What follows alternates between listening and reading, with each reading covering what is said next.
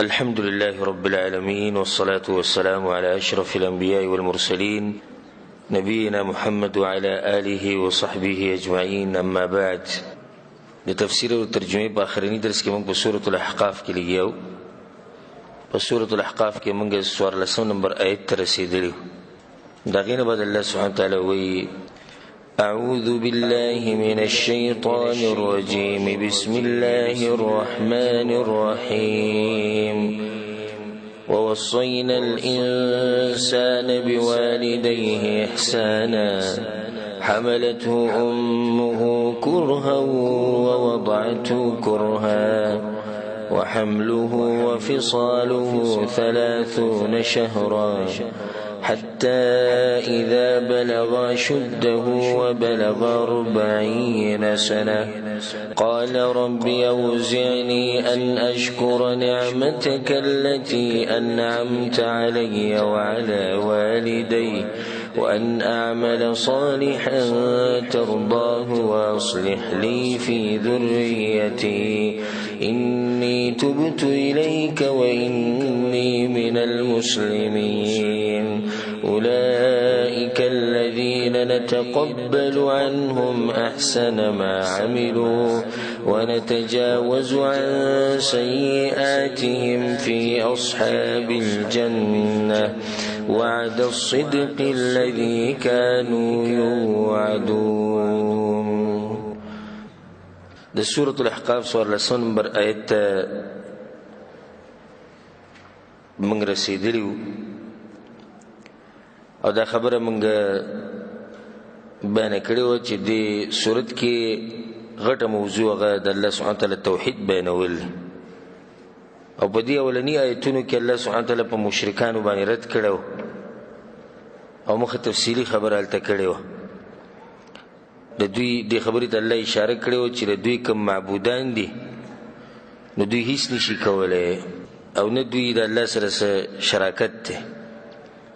بیا الله سبحانه وتعالی دا خبره کړې چې دوی د قرآن نه مني، حالانکه په بني اسرائیلو کې داسې خلک شته چې هغه په دې خبره باندې ګواهي کوي چې دا کتاب او د پیغمبر د الله طرف نه دی.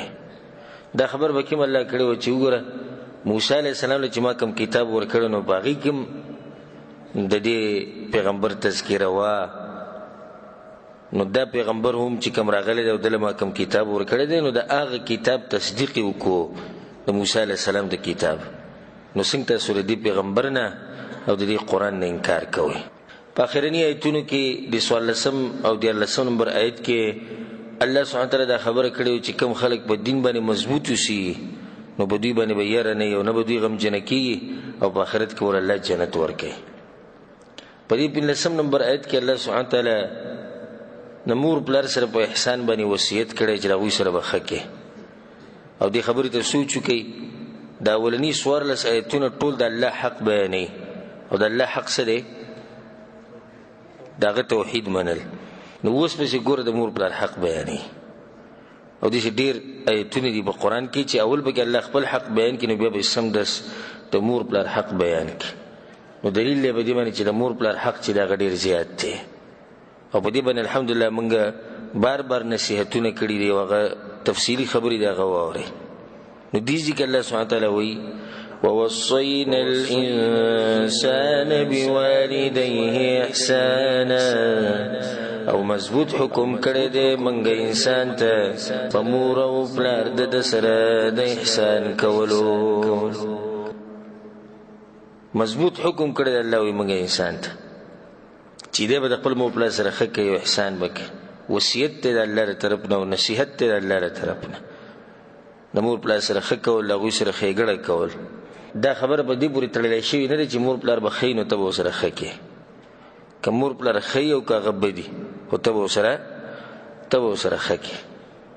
په یو ځای کې دا خبره نه راغلې په قرآن او په حدیث کې چې مور پلار ښه نو ته ورسره ښه کوه او چې مور پلار بدي نو بیا خیر دی که ته ورسره ظلم زیاتی کوې نه، د مور پلار سره په هر حال کې ښه کوې. حملته امه کرها پورته کړی دی دلره مور د په تکلیف سره ووضعته کرها او زیږولی دی په تکلیف سره الله سبحانه وتعالی به دې خبرې ته اشاره وکړه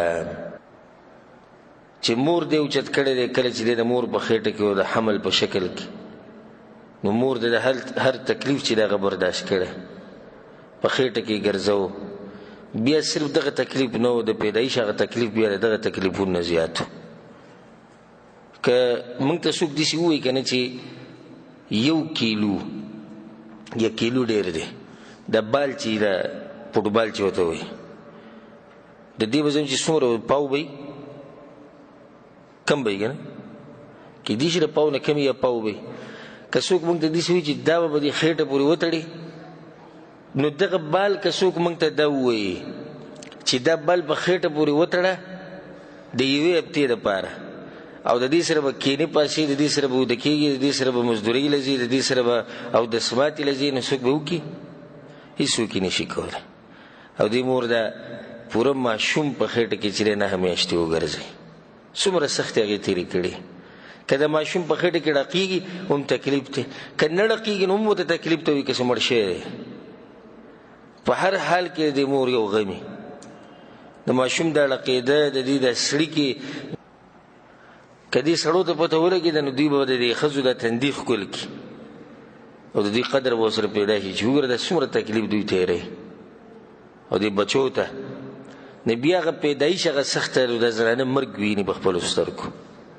هغه څومره سخت دی چې د هغې د بیانولو موږ سره الفاظ نشته چې هغه دومره سخت دی بیا الله وایي وحمله وفصاله 30 شهرا او پورته کول ده او د سینې نه پرې کول ده 10 میاشتې دي نو 2 کاله خو تی ورکولی 6 میاشتې حمل شو د دینه علما دا فایده وباسي د آیت نه چې د آیت دلیل دی چې کومه موده د حمل هغه 6 میاشتې ده چې که د ماشوم په خېټه باندې 6 میاشتې او 2 کاله هغه له پی ورکړی شو نو څو شو ټول شو 10 میاشتې شوې که نه 30 میاشتې او 6 میاشتې او چې 9 میاشتې پوره کړي نو بیا 30 میاشتې شوې 30 میاشتې د مور دی تکلیف ته ګوره دا پی چې د مور د اسکي دا هم تکلیف ته مور ته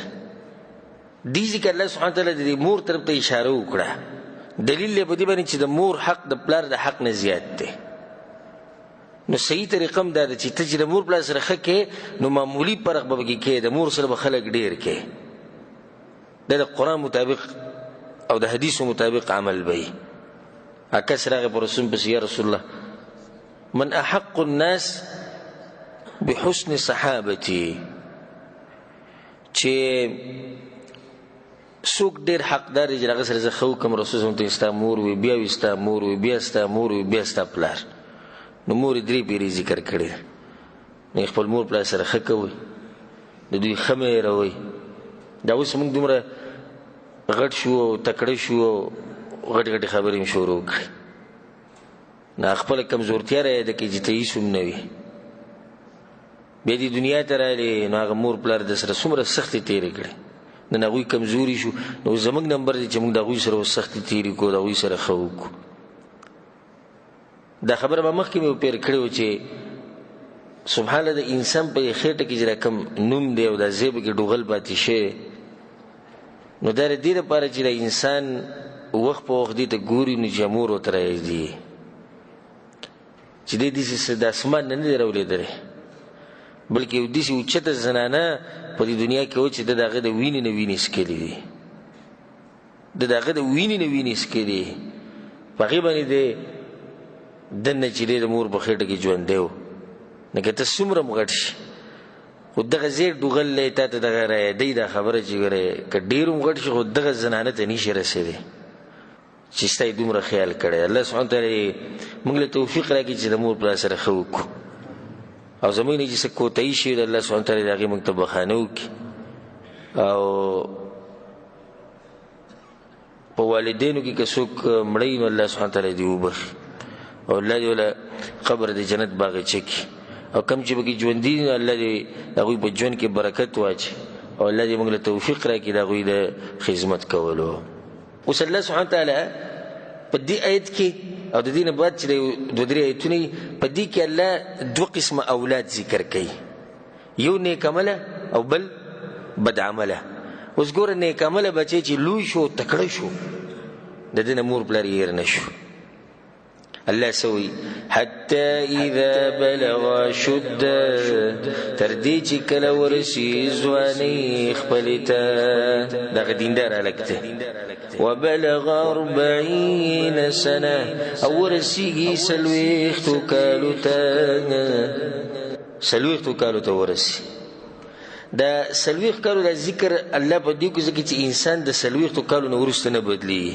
غالبا چې کوم خوی په انسان کې پاتې شي نو بیا دې باقي خوی باندې د 40 کالو نه مخکې د خوی بدلیږي را بدلی او 40 کالو نه بعد غالبا نه بدلی. بل 40 کال چې دا انتها د طاقت په دې ځواني د انسان طاقت ودرېږي د 40 کالو نه بعد به کتر رواني 40 کالو پورې به برځي 40 کالو نه بعد بیا به کتر راځي. عقل په یو ځواني ودرېږي. ګور د پیغمبرانو ته د نبوت په دې عمر کې ملایوي 40 کال عمر چې پوره شي. نو دې ځکه الله د دیندار انسان صفت بیانوي چې کله دې ځوانۍ ته ورسي او طاقت ته ورسي او 40 کالو ته ورسي. په دې کې دا اشاره د علما وایي چې الله دې خبرې ته اشاره کوي چې ای انسانه 40 کالو ته چې ورسېدې نو بیا ګوره یره کوه ځکه چې په دې وخت کې ستا عقل کامل شوی دی اوس بانم نه جوړېږي. زه 40 کاله مخکې مونږ چې عقل یې څه دی عقل یې کچه دی نو 40 کالو ته چې ته ورسېدې او د هغې نه واوړېدې نو عقل ستا پوخ شو. دا فایده پکې ده چې د 40 کالو نه وروسته د الله بندګي ډېرول پکار دي ځکه چې ځواني په ختمېدو شو او د دې نه بعد تا ته ځواني خو به دویم پر نه راځي اوس ته په کته روانې چې په کته روانې نو مرګ ته نږدې کېږي. انسان مؤمن سړی چې کله د ولادت او د رضاعت او د غټېدو د پړاوونو نه واوړي او غټ شي 40 کالو ته ورسېږي عقل یې پوخ شي نو دی بیا د الله بندګۍ له ښه زور ورکړي او د مور او پلار احسانات د الله احسانات هغه نه هېروي. نو ګوره دا نیک سړی څه وایي بیا چې 40 کالو ته ورسي قال ویده رب اوزعني ان اشکر نعمتك التي انعمت علي وعلى والدي. ای ربا زما توفیق راکړه ماته د دې چې شکر وباسم د نعمتونو ستا هغه چې نعمت دې کړی دی په ما باندې او په مور او پلار زما باندې. دغه دیندار بچی او دغه دیندار انسان خبري چې الله دې لوی نعمتونه دې مال را کړي دي او زما مور پلار دې ور کړي دي مال توفیق راکړه چې دې نعمتونو شکر ادا کړم. وان اعمل صالحا ترضى او چې عمل کوم نیک چې ته خوښې مال توفیق راکړي د نیک عمل چې ته خوښې. واصلح لي في ذريتي او نیک مال را پاولادو زما کې. په دې کې ته غټه فائدې ذکر کو کله دې سوال چې واصلح لي ذريتي الا نیک زما د پاره بچی زما خبر به پوره وي کنه به پوره وي خودي سي وي اصلح لي في نیک مال را پاولادو زما کې دا کېټه کې به بیا راوړو. قرآن کې ډېرې فایدې دي مونږ خو تفصیل نه زموږ د درسونه داسې کوو چې دا عوام پرې ښه پوه شي. نور که تفصیل له مونږ لاړ شو فواید او حکمتونه بیانونو نه ختمېدونکي. اصلح لي فی ذریتي الا نیک زما دپاره بچي زما نو چې نیک شي زما دپاره مطلب دا شو چې یالله ماته فایده را ورسوه. دې دا مطلب شو دا خو واضح دی. نو دې څه مطلب شو په اولادو زما کې مطلب دا شو چې الله دا کوم بچی چې ته نیک کې نو فایده ما ته راورسوه. بل دا چې دا نیکی په دوی کې پاتې کا د کې دا مطلب دی فی یعنی چې بیا وروسته کم اولاد را روان دي هغه هم نیک عمله کا د دوی چې کم بچی دي هغه هم نیک عمله کا بیا د هغوی چې کم بچی دي هغه هم نیک عمله کا. د دې نه دا فایده چې د بچو دپاره به دعاګانې غواړي خیري به ورته نه کې یا الله دوی نیک عمله کا یا الله دوی له هدایت ورکړي نو چې الله له هدایت ورکړي والله نیک عمله کړي نور بیا ته څه غواړي. نو دا زموږ د خصوصا زموږ معاشره کې دا غلطي د ډېرو خلکو د چې هغوی بچو ته خیرې کوي، بچو ته به خیرې نه کوي، دعا ورته کوه، یو ټیم به ستا د دعا چې قبوله شي. إني تبت إليك وإني من المسلمين، یقینا ما توبه ویستلی د تاته او یقینا زیم د تابعدارونه.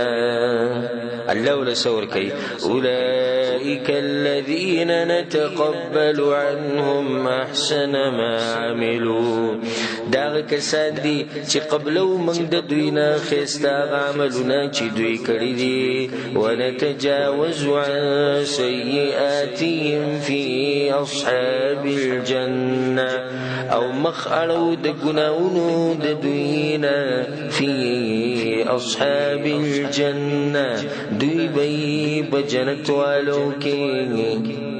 سسول الله ورکی ګور د مور پلار انعامات وته یاد دي، د الله انعامات وته یاد دي، د غوی د پر دعاګانې غواړي. ګور د مور پلار د پرم دعا وغوښته او د بچو د پرم غواړي. نو یو اصل له او بل سره فرع دی. اصل هغه بنیاد دی چې ته پیدا یې، فرع هغه دی چې تا نه پیدا دی. نو ته به د طرفینو لپاره دعا غواړي د الله سبحانه تعالی نه، د مور پلار لپاره، او د مور پلار حق دی په تا باندې چې مړم شي، دا حق دی په تا باندې چې ته به د دوی لپاره دعاګانې غواړي او د بچو لپاره. الله ولا ورکوي څه نیک عمل بوله الله ویزه قبول کړه، د ګناهونو بوله مخ واړو، ما ګناهونو به ته معاف کړه. في أصحاب الجنة أو شي بدوي بالجنة والوكي. وعد الصدق الذي كانوا يوعدون، وعد درشتن والي هغه چې دوی سره په وعده کې دغه وعده چې دوی سره شي او هغه رښتینی وعده. دویم قسم بچي هغه بدعمله بچي دی، اوس الله دغه تذکره کوي. والذي قال لوالديه اف لكما، او هغه کس چې وی مور او پلار ته افسوس دی په تاسو دواړو، اتعدانني ان يروي تاسو ما لرا ان اخرج وقد خلت القرون من قبلي، د دینه چې زبر وشته شم د قبرنا او حال د چې تیر شوی دی پیړۍ مخکې زمانہ. دیزی که اوس الله سبحانه تعالی د کافر بچی حال بیانوي چې کله دته مور او پلار په الله باندې او په ورځ د آخرت باندې د ایمان راوړو د نیک عملو دعوت ورکي، نو دی هغوی ته وایي چې زه ستاسو د دې خبرو نه تنګ راغلی یم. اف لکم، افسوس دی په تاسو دواړو، ستاسو نه زه تنګ شوی یم. ایا تاسو ما د دې خبرې یروئ او ما له دې خبرې یقین راکوئ چې زه به د مرګ نه ما په دویم پیر راباسم؟ حال دا چې زمانه مخکې ډېر قومونه تیر شوي دي او هېڅوک ترې واپس نه راغلی، د مور پلار خبره ونه مني. بدعمله بچي هغه دی چې د مور پلار خبره نه مني، هغوی دوی ته نیغه لار ښیي او دوی د هغه خبره نه مني. هغه مور پلار یې څه کوي؟ ګوره د دې ځای نه د تربیت یې زده کوي او د طریقې یې زده کوي. وهما یستغیثان الله، او هغه دواړه مدد طلب کوي د الله نه، الله ته زاري کوي چې الله ته زمونږ مرسته وکړه، زمونږ دې بچي ته نیغه لار وښایه او ته زمونږ دا بچی پوه وکړه. نو ته مشر یې، ته به زړه نه ماتې او زړه به بیلي نه، بلکې ته به نصیحت کې. هدایت ورکول د چا په لاس کې دي؟ د الله سبحانه تعالی په لاس کې دي. خو ما او ته باندې دا لازم دي چې ما او ته خپل محنت او کوشش وکړو، خپله غاړه ازادي کړو. او دا زموږ په پښتنو کې دا هم ډېر بد عادت دی چې که بچی بد عمله شي نو بس نسبت یې پلار ته او مور ته کېږي چې دا به هغو داسې تربیت ورکړی نه. داسې هم ډېر کېږي چې مور پلار خپل کوشش وکړي خو الله د هغه په قسمت کې هدایت نه یې لیکلی، نو بس مور پلار خپله ذمهواري ادا کړه. ویلک آمن، دته وی هلاک شي ایمان راوړه. دې کې دا فایده چې د الله سره به دومره محبت ساتي، هغه مره محبت به د بچو سره نه ساتي. دې ګوره دې مور پلار ته وګوره، د الله دپاره هغه ته ووایي تباه شوي ایمان راوړه. او نن سبا غالبا خلک سهار مانځلی مه راپاسوه، یخ ته یخ. دا د الله سره مینه ډېره که د بچو سره مینه ډېره ده؟ بچو سره ډېره ده. الله حق بې ضایع کو. خیر دی که قرآن نه وي او که دین نه یې زده کوي، څه لازم خو نه ده. غریب ستړی شوی دی او غریب داسې او غریب دغه، که روجي نشي نو یو پرېږده، که جهاد نشي کولی پرېږده، که مونځ اودس نشي کولی پرېږده. نه، ته به د هر څه نه زیات محبت د الله سره کوې. بچي به پوه کړي چې بچو تاسو کې دینداري زما بچي چې دینداري د بګني زما سره ختمه ده. نن سبا داسې حالات دي والعیاذ بالله، الله دې په موږ باندې پردې راوچي لکه سړی خپلو بچو ته نصیحت هم نشي کولی. پخوا به داسې و چې بچی به یې د کور نه وشړو، لکه اوس یو پلار موږ ته دا ووایي چې زه خپل بچي د کور نه نشم شړلی ځکه چې یو خو زما طاقت نه رسي، بل هغوی بې ادبه دي. نن سبا دا بچي بې ادبه دي، ګزار هم کوي په مور پلار باندې. نو زه کمزوری یم، هغوی بې ادبه دي، خبره نه مني. نو موږ دا وایو چې ته یې پرېږده، که ته یې نشي ویستی د کور نه، د بېدینو سره مه اوسېږه. ته زه د دې بېدون نه هجرت وکړه د الله د رضا دپاره. چې یو بچی ستا به مخکې پروت وي، مونځ اودس نه کوي او فلمونه ګوري او نشې تماشې کوي، نو بیا د هغې دغه یو طریقه ده چې ته داسې بېدینه خلک پرېږدي. الله سبحانه تعالی زمونږ بچي نیک عمله لوی کړي او الله دې د هغوی حفاظت وکړي په دنیا کې او په آخرت کې. إن وعد الله حق، يقينا وعد الله حق ده. فيقول ما هذا إلا أساطير الأولين، ما غوي ندي دا مگر قصې د پخوانو دي. بچي ورته دا ووایي الله به ورکوي دې بچي له داسې کافرانو له أولئك الذين حق عليهم القول في داغ کسان دی چې ثابت شوی ده په دوی باندې فیصله د عذاب، داخلیږي به په هغه امتونو کې قد خلت من قبلهم من الجن والانس، چې تیر شوي دي مخکې د دوی نه د پیریانو د انسانانو نه. الله وی په دې خلکو باندې د عذاب فیصله ثابته شوې ده، او کوم چې مخکینی خلک دي جهنمیان، که هغه پیریان دي که انسانان دي، دیم په هغو کې څه شو؟ په هغو کې ننوتو او داخل شو. إنهم كانوا خاسرين، يقينا دوی تاوانیان. ولكل درجات مما عملوا، او د هر چا دپاره درجې دي د وجې د عملونو چې دوی کړي دي. هر سړی په آخرت کې خپله یو درجه لري، د درجه الله سې نه ده ورکړې، د اعمالو مطابق درجې دي. وليوفيهم أعمالهم، او چې پوره ورکي دوی ته بدله د عملونو د دوی. وهم لا يظلمون، او په دوی باندې به ظلم نه کېږي. ويوم يعرض الذين كفروا على النار، او په کومه ورځ چې پیش بکړی شي کافران په اور باندې، د آخرت هغه سزا الله ذکر کوي چې کله الله مخامخ کې د کافران ورته اذهبتم طیباتکم فی حیاتکم الدنیا، ختمی کړي دي مزې تاسو په ژوند د دنیوي ستاسو کې، واستمتعتم بها، او فایدې مو اخیستې دي د هغې نه. الله ورته دا ووایي چې تاسو خپلې مزې چې د هغه ختمې کړي دي د دنیا په ژوند کې، او فایده هم هلته اخیستې ده. حدیث کې دا راځي او په قرآن کې هم دا خبره ثابته ده چې الله سبحانه تعالی د دې مجرمانو د نیکیانو هغه بدله دوی له په دنیا کې ورکوي. اوس یو کافر دی په الله ایمان نشته او ښه سړی دی، یعنې د خلکو سره احسان کوي، الله د دې نیکۍ بدله دله به کوم ځای کې ورکوي؟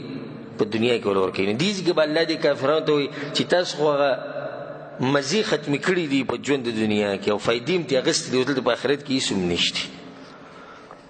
او مؤمن ته فایده په دنیا کې هم ملاوي او په آخرت کې هم ملاوي. الله سبحانه وتعالی زموږ نیک اعمال زموږ قبول کړي.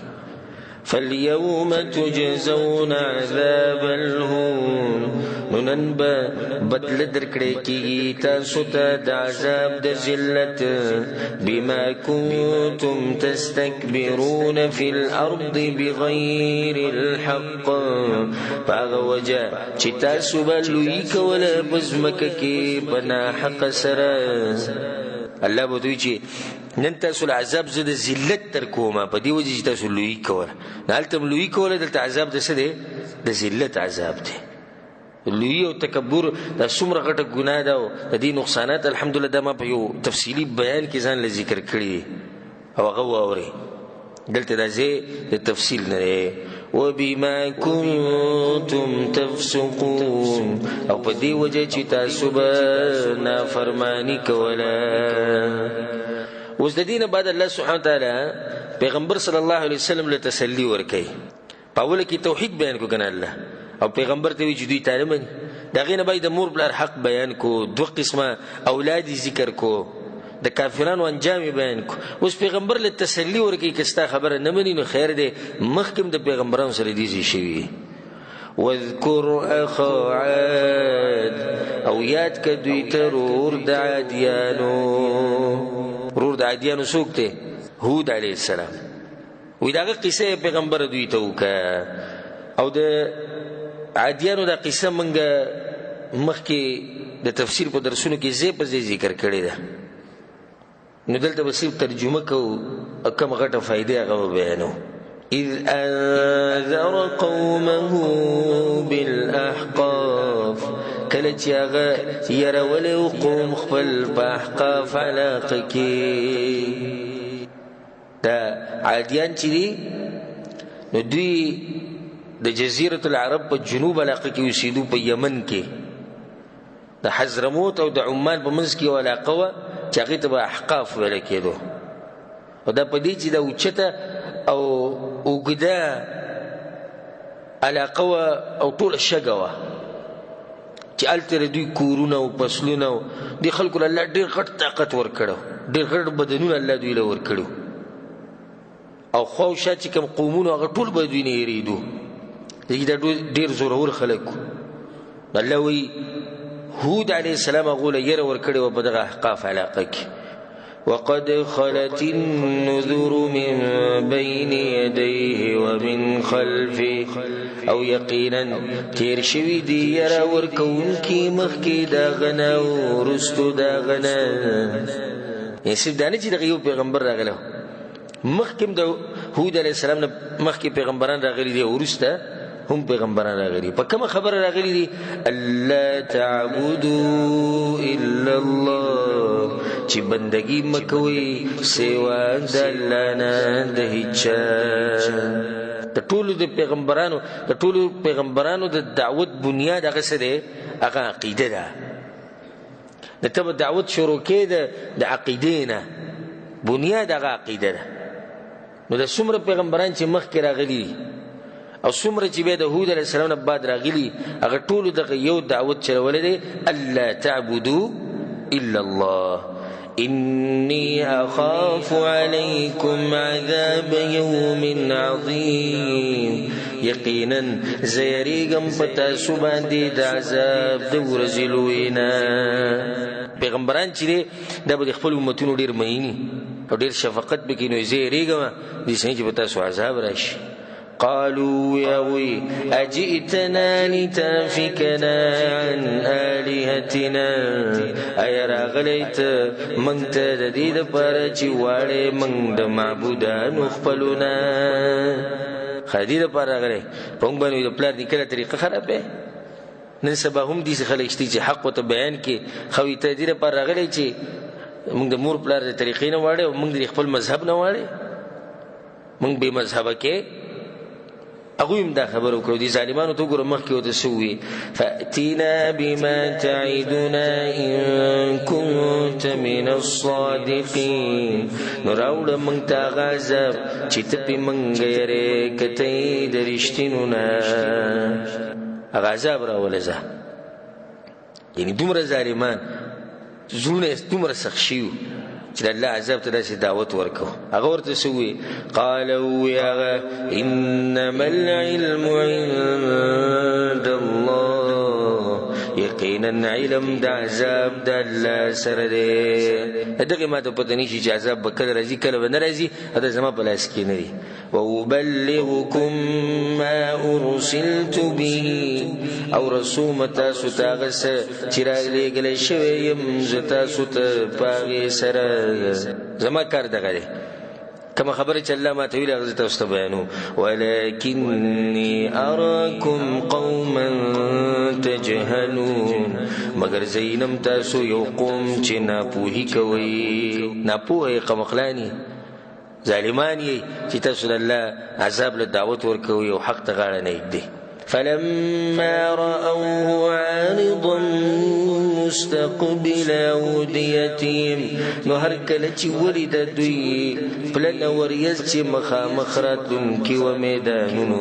د دوی ته عادیانو باندې الله 3 کاله باران بند کړو څو کاله 3 کاله به باندې باران نه وشي سخت پریشانو نو 3 کاله وروسته دوی یو تک تور وریځ ولید پلن او غټه وریځ د اسمان په کینارو کې خوره ولیده چې د دوی د میدانونو ته د دوی د کلي ته روانه وه په حقیقت کې د عذاب و هغه چې دوی ویلي پیغمبر ته ویرای ولځه نو دوی څه وویل قالو دوی هذا عارض ممطرنا دا وریځ ده چې باران کوونکې ده په موږ باندې سمو ته خوشحاله شو لکه چې توره وریځ ده او سمه پلانه ده بس دا به موږ باندې چې باران راوري بل هو ما استعجلتم به ویلی شو بلکې دا خو هغه شی دی چې تاسو په تادۍ سره غوښتلی دی تادیب هم کوله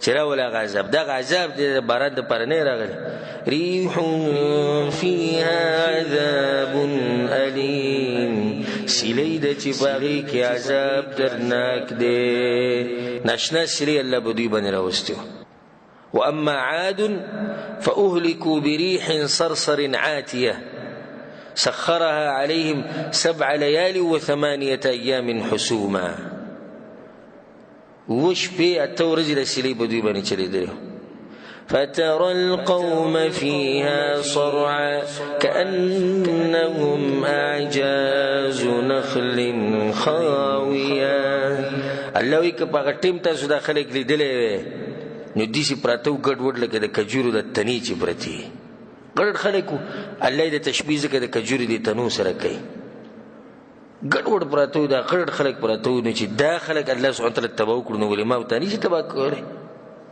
موږ څوک یې دغه قوم په مخ کې نو الله ورته وایي چې نه نه دا وریځ نه دی چې تاسو باندې باران راوري دا وریځ د عذاب ده سیلۍ پکې ده سیلۍ څنګه سیلۍ ده تدمر كل شيء بأمر ربها تباكي هر شيء بحكم درب ددي فأصبحوا لا يرى إلا مساكنهم ناوي سباكو بدسي حال کی چنلی دلکی دو مگر کورنا داوي انسانان ته ختم شي هر ستس نشي په دې حال کې بغوی باندې سحر راغی الله تبو برباد کو كذلك نجزي القوم المجرمين دغشان سزا ورکو منګ قوم مجرمانو ته په حدیث کې راځي په صحیح بخاری صحیح مسلم کې د حدیث ته امام احمد بن حنبل رحمه الله راوړی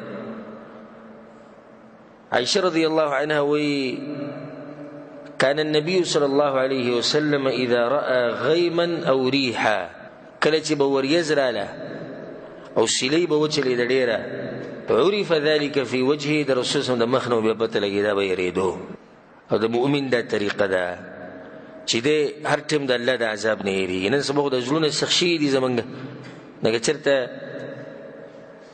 تیزه سیلۍ راشي او تکه توره وریځ راشي او زلزله راشي نو موږ وایو دا د علاقې د موسم دی چې دی او مسلمان یریږي نو وی چې د رسول صلی الله علیه وسلم د مخ نه پته لګېدنه ما به ورته چې یا رسول الله ان الناس اذا راوا الغيم فرحوا رجاء ان يكون فيه المطر یا رسول الله خلق چې وریځ ویني خوشحالي او دا امید چې بدی کې بدن نسي بدی کې باران واراك اذا رايته عرفت في وجهك الكراهيه او یا رسول الله تازینم چې کله ته دا وریځ ویني او دا سیلۍ ویني نو ستا د مخ نه موږ ته پته ولګي چې ته په یره کې او دا دې بدي شي.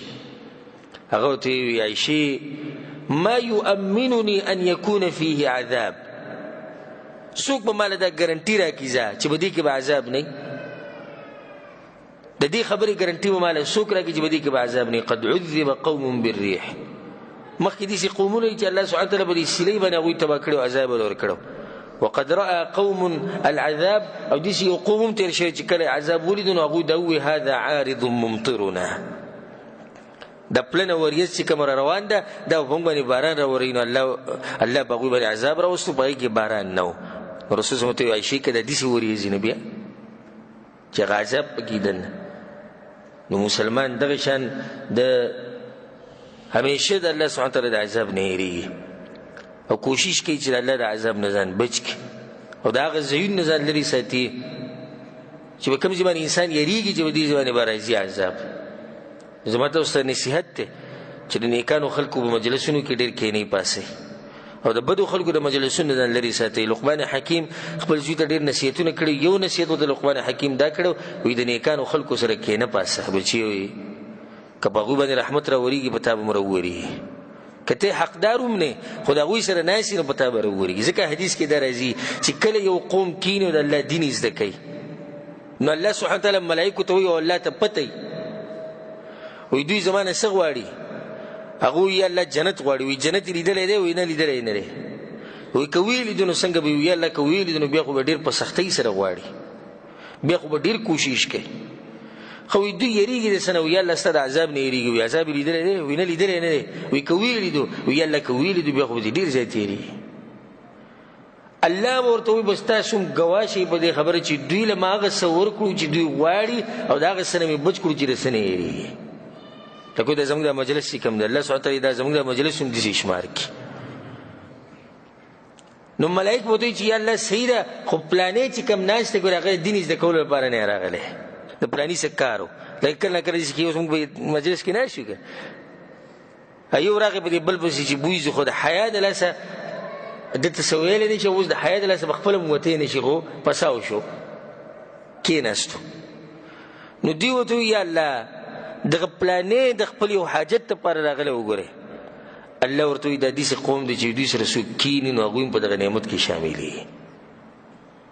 ځکه لقمان حکیم خپل زوی ته ووایي چې ته د نیکانو خلکو سره کښېنه پاسه نه که په هغوی رحمت راورېږي په تا به هم راورېږي، که ته حقدار هم نه خو څه خو به ته میلاو شي که. او دغه شان بچي وایي د بد عمل خلکو د مجلس نه ځان لرې ساته، که عذاب راشي په تا به هم راشي. ځکه چې د وچو سره لمدم سوځي ته نیک عمل. حدیث کې دا راځي رسول صلی الله علیه وسلم بی چې کله د رسول صلی الله علیه وسلم تپوس وکړي یا رسول الله انهلک وفینا الصالحون، یا رسول الله موږ به تباه کېږو عذابونه به راځي په موږ کې به نیکان خلک وي. رسول صلی الله علیه وسلم یاو نیکان خلک به وي او عذابونه راځي چې کله خباثت او فسق او فجور ډېر شي بیا به نیکان خلک وي او عذاب به راځي. نو نیکانو خلکو په مجلس کې شرکت کوئ، د بدو خلکو د مجالسو نه ځان لرې ساتئ، یېرېږئ د الله د عذاب نه. الله دې موږ د خپل عذاب نه په امن او امان کې ساتي.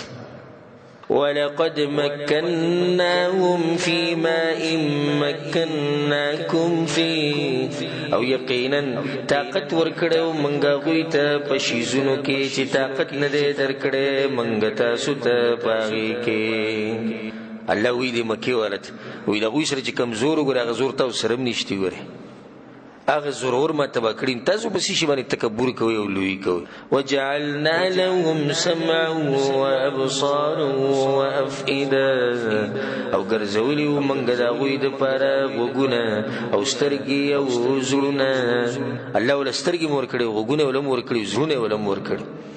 فما اغنى عنهم سمعهم، نو دفع نکړو د دوی نه غوږونو د دوی، ولا ابصارهم او نسترګو د دوی، ولا افئدتهم من شيء او نزړونو د دوی هیڅ شی. هیڅ فایده وله ورنه کړه، نه وله غوږونو فایده ورکړه، نه وله سترګو فایده ورکړه، نه وله زړونو فایده ورکړه.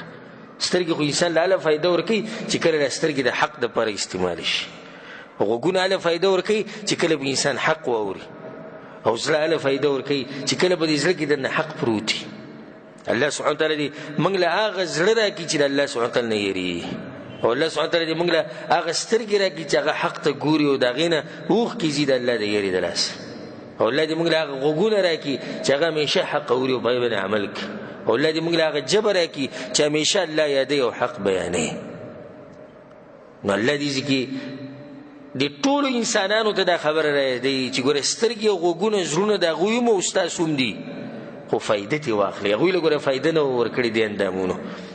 إذ كانوا يجحدون بآيات الله، کله چې هغوی چې انکار یې کوو د آیتونو د الله نه، وحاق بهم ما كانوا به يستهزئون، او راګیر کړل هغوی هغه څه چې هغوی به پورې ټوغې کولې، عذابونو پورې به ټوغې کولې که نه، هماغه عذاب چې د هغوی راګیر کړو. ولقد أهلكنا ما حولكم من القرى، او یقینا تبا کړي دي منګه غیر چاپیر ستاسو نه ډېر کلي. د الله مکې ولته وایي چې ستاسو نه غیر چاپیر ډېر کلي ما تبا کړي، لکه د دې احقاف ولته وګوره، یمن هغوی ته نږدې و که نه، دغه شان مدین علاقې ته وګوره، د لوط علیه السلام قوم چې به کوم ځای کې و دوی به په هغه ځای باندې تېرېدو. الله سبحانه وتعالی ورته وایي د خوشه کې ما څومره کلي چې دی تباه کړي دي، دې نه عبرت واخلئ که نه. وصرفنا الآيات لعلهم يرجعون، او قسمه قسم بیان کړی دی منګه، او قسمه قسم بیان کړي دي منګه آیتونه د دې دپاره چې دوی راوګرځي حق ته. سبحان الله، الله سبحانه وتعالی داسې خبرې رالیږلي چې له چا سره څه عذر نه دی پرېښودی، او داسې خبرې واضحه کړې ده. د دې قرآن په باره کې الله وایي عذرا او نذرا. د عذرا څه مطلب دی؟ یعنی عذر ختمونکی دی. د قرآن د دین د پیغمبر صلی الله علیه وسلم د دې دپاره دی چې زموږ عذر څه شي؟ هغه ختم شي.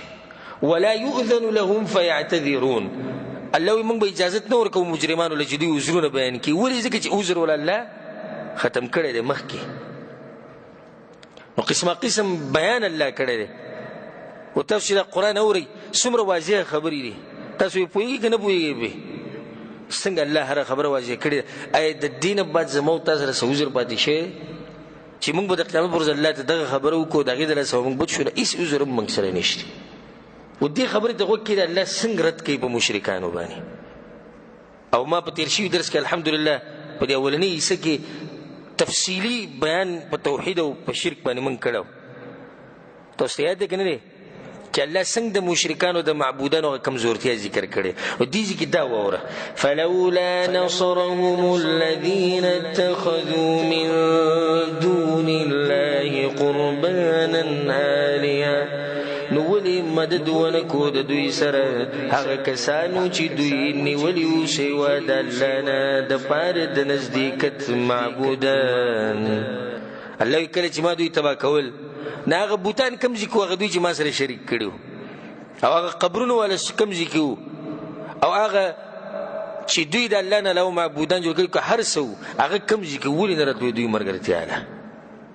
دا زموږ په دې ملکونو کې دنیا درګاهونه شته او قبرونه شته، خلک وله ځي، عذاب راشي په ملک باندې، کله زلزله راشي کله سیلاب راشي. په دغه علاقه کوم زلزله راشي په کوم ځای کې چې د بابا صاحب قبري بچ کول کولی شي؟ څه کولی شي؟ هېڅ نه شي کولی.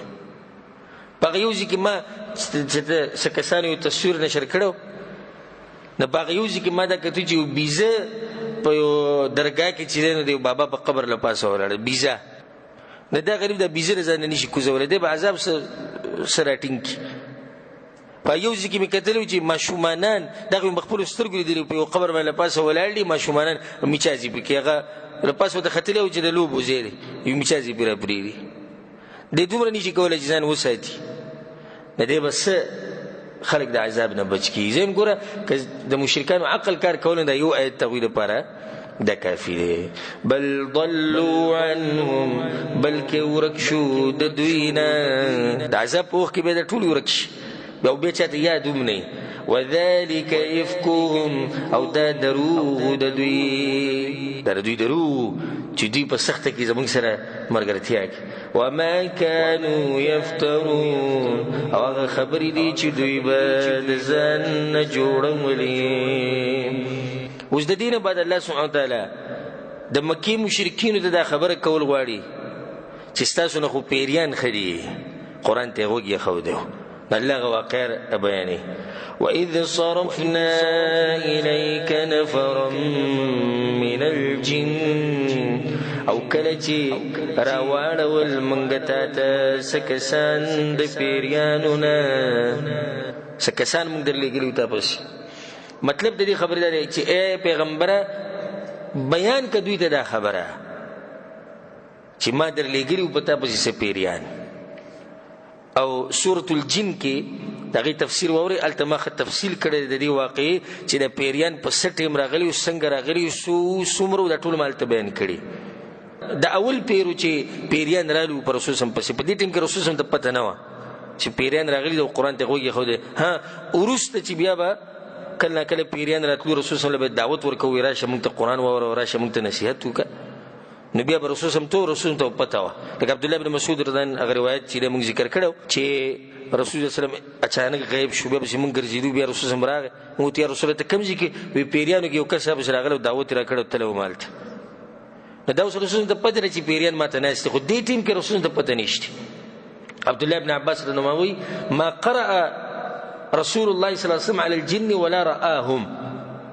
په دې ټیم کې رسول سم په دې نیت قرآن نه دی ویلی چې پیریان ماته غوږ ایږدي او نه یې لیدلي دي. خو انطلق النبي صلی الله علیه وسلم فی طائفة من اصحابه، رسول صلی الله علیه وسلم سره بعض ملګري او دوی روان شو یو ځای، عامدین الى سوق عکاظ، د عکاظ میلې ته روان شیو. رسول صلی الله علیه وسلم دغه میلې ته تو وقد حیل بین الشیاطین وبین خبر السماء وارسلت علیهم شهب. او د شیطانانو به د اسمان د خبرو ته مخکې غوږ ایښودو چې اسمان کې څه ویلی کي. خو چې کله رسول صلی الله علیه وسلم ته نبوت میلاو شو نو په دغه ورځو کې د اسمان ډېره سخته چوکیداري شروع شوې وه. نو دوی چې به غوږ ایښودو نو په ستورو باندې به ویشته کېدو. نو د پیریان هم حیران شو. فرجعت الشیاطین الى قومهم، د شیطانانو واپس رالو د خپل قوم ته ورته ویل چې دا څه چل دی، لکه و چې موږ غوږ کېدو نو بس ډایرکټ په یو شغله باندې وویشتې شو چې دا څه چل دی. نو هغه ورته ووایي، د مشرانو ورته ووایي فاضربوا مشارق الارض ومغاربها وانظروا ما الذي حال بينكم وبين خبر السماء. تاسو دې کار وکړئ چې د ځمکې د مشرق او مغرب ته لاړ شئ وګرځئ، دا څه چل شوی دی اخر. نو بس دا ټول خواره شو له پیریان چې څه غټ حادثه شوې ده چې داسې ده. نو دوی چې رالو رسول صلی الله علیه وسلم په یوه علاقه کې و چې هغې ته بطن نخله ویلی کي، هلته رسول صلی الله علیه وسلم ولاړو تلاوت یې کو. نو دوی ورته غوږ کېښو. الله هغه خبره کوي چې کله بعض پیریان درولېږل منګه یستمعون القرآن، چې غوږ یې ایښودی و قرآن ته. فلما حضروا، نو هر کله چې دوی حاضر شو هغه ته، قالوا انصتوا، هر کله چې دوی حاضر شو هغه ته، قالوا انصتوا، وی چوپ شئ. څومره ادبناک. دا ګورې په اول پیر کې د هغوی دا ادب دی. اول پیر قرآن ته غوږ کېښودو دا ادب دی. او موږ پکې بوډاګان هم شو خو ډېرو ته پکې د قرآن هغه آداب نه دي معلوم له اوسه پورې. قرآن درس بیانولی کېږي، قرآن بیانولی کېږي، دی به کته ګوري بره به ګوري، کله به موبایل ته ګوري، کله به موبایل کړنګېږي. دا ادب پکې دننه نه وي. د پیریان څومره ادبناک وو چې څنګه رالو ویل غلی شي غلی شي. د قرآن په دومره زر اثر وکړو. فلما قضي ولوا إلى قومهم منذرين، نو هر کله چې پوره شول لوستل د قرآن نو وګرځېدل قوم خپل ته یره ورکوونکي.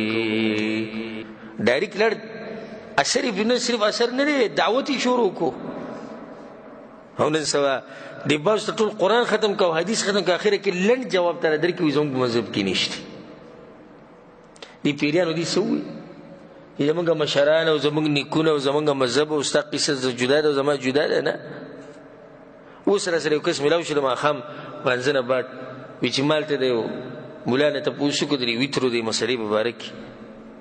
نو چې په دې باندې ما څه مختصر لیکل هم کړي دي نو ما سره لیکل پراته وي ما دغه دلایل خو چې دا وګوره ټول دلایل د دې بس جواب کوو هغې ته دې چې وکتو وي بیا وي چې ګوره لنډه خبره ده دا اوس تفصیلي خبرې د دې جواب تفصیلي دی لکه دا دلته نه کېږي نشته ورسره جواب نو دا تفصیلي دی خو لنډه دا ده چې د سعودي والا مذهب جدا دی او زموږ مذهب جدا دی ښه نو دا خبرې خو د پیغمبر دي د پیغمبر خو زموږ د ټولو دی که نه د سعودیانو دی د پیغمبر د پیغمبر خو زموږ د ټولو دی نو څنګه دې پکې دا فرق راوستو چې دا د سعودي عرب والا دی او دا د پاکستان والا دی او بیا به د افغانستان والا جدای او بیا به د انډیا والا جدای خبره ختمه شو واعتصموا بحبل الله جميعا او راجمه شي د الله پر رسۍ باندې په قرآن او حدیث باندې راجمه شي نو څنګه به راجمه کېږي هلته خو موږ ته مولیان صاحبان وایي چې ټولو طریقې جدا دي نو موږ به څنګه راجمه شو دې پیریانو باندې قرآن دومره زره سره وکړو الله دې موږ له توفیق راکړي چې به دې قرآن باندې ځان پوه کړو او الله دې د قرآن هغه اثرات موږ باندې راښکاره کړي خپل قوم ته څه ووایي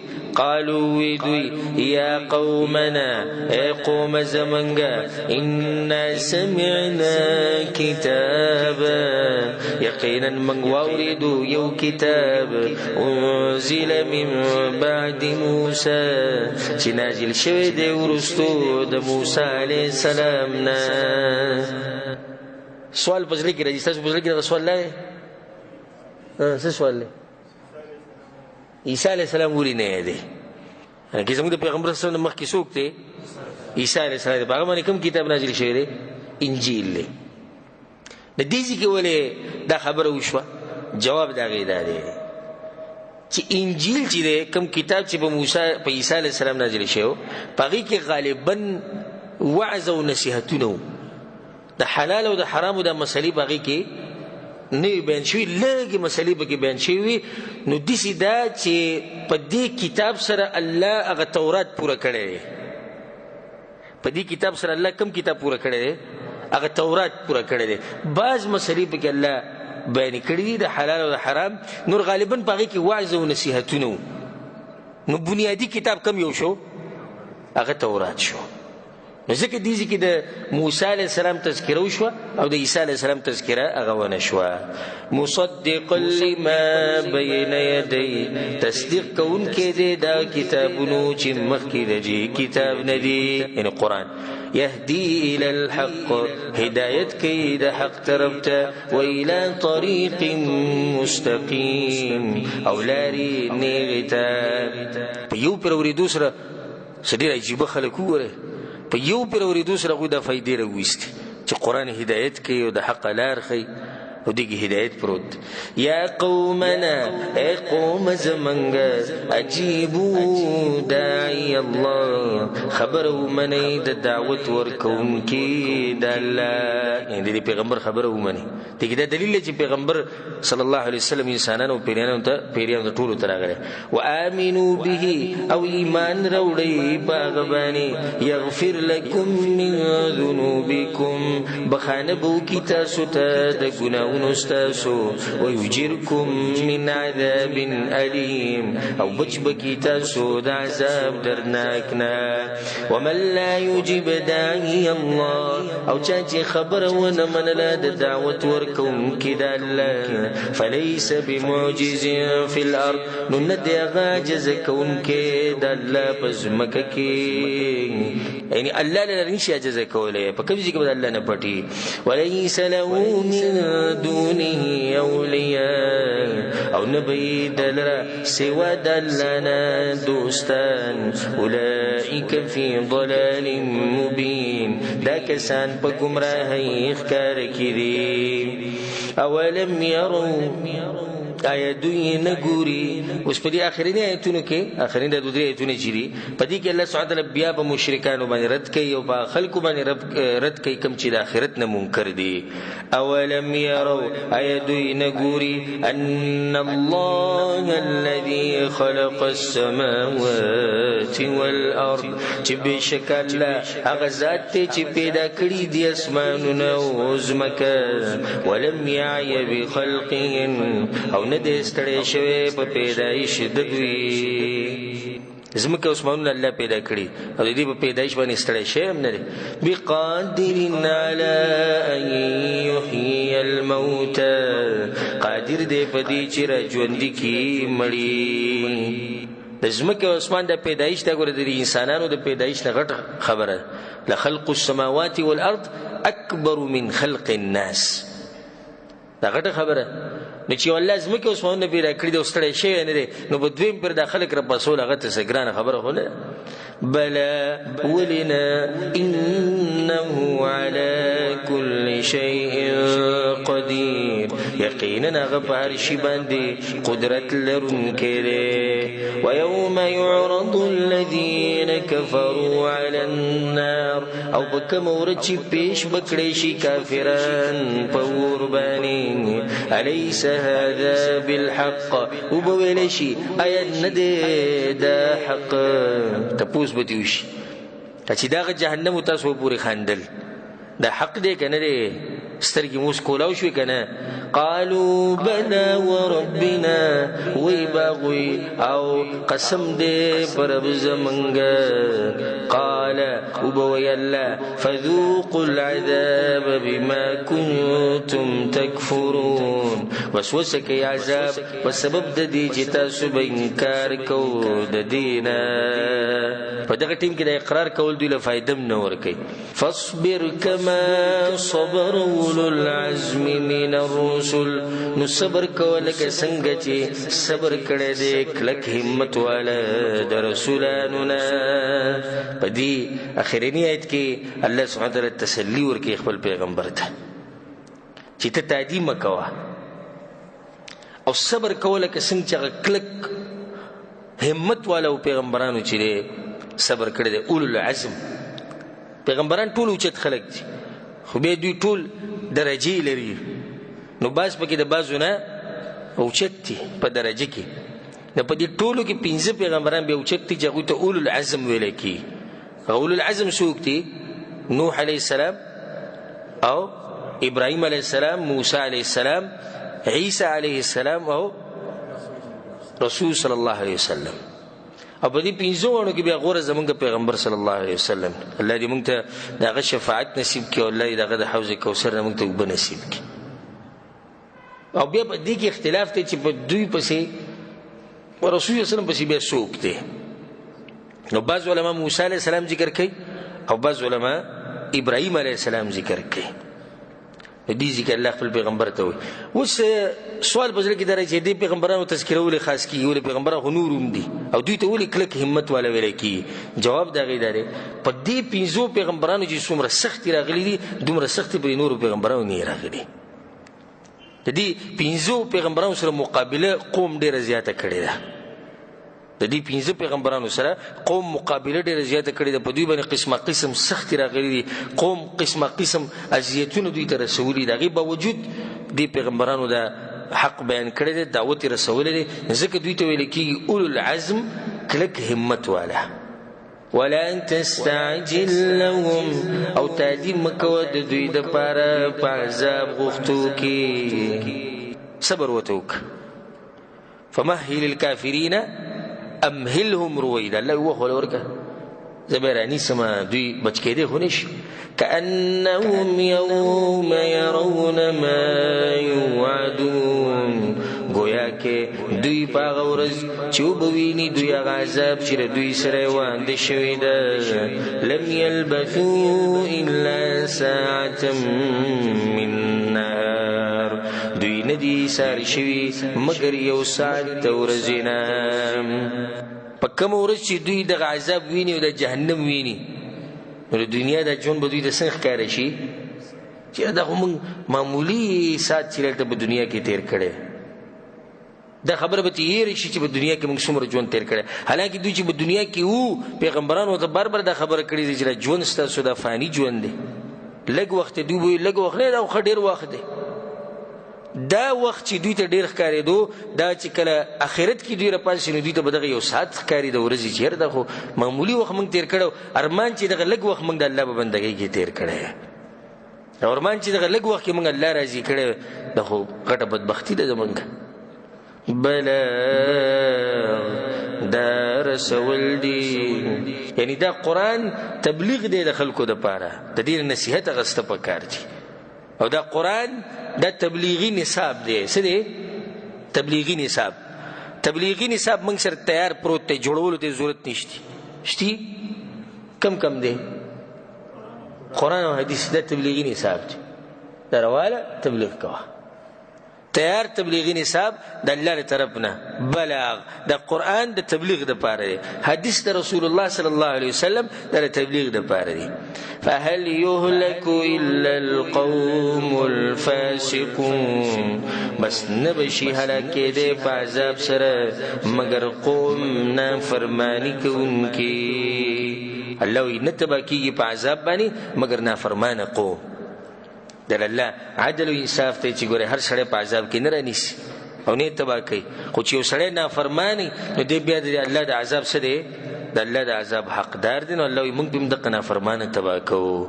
دې سره چې زموږ د درس اختتام ته ورسېدو، انشاءالله په روان درس کې به مخکې چې کوم صورتونه دي د هغې تفسیر او ترجمه به کوو. الله سبحانه وتعالی دې موږ په قرآن باندې پوه کړي او الله سبحانه وتعالی دې موږ له توفیق راکړي په قرآن باندې د عمل کولو. هذا وبالله التوفیق وصلى الله وسلم على نبينا محمد وعلى آله وصحبه أجمعين.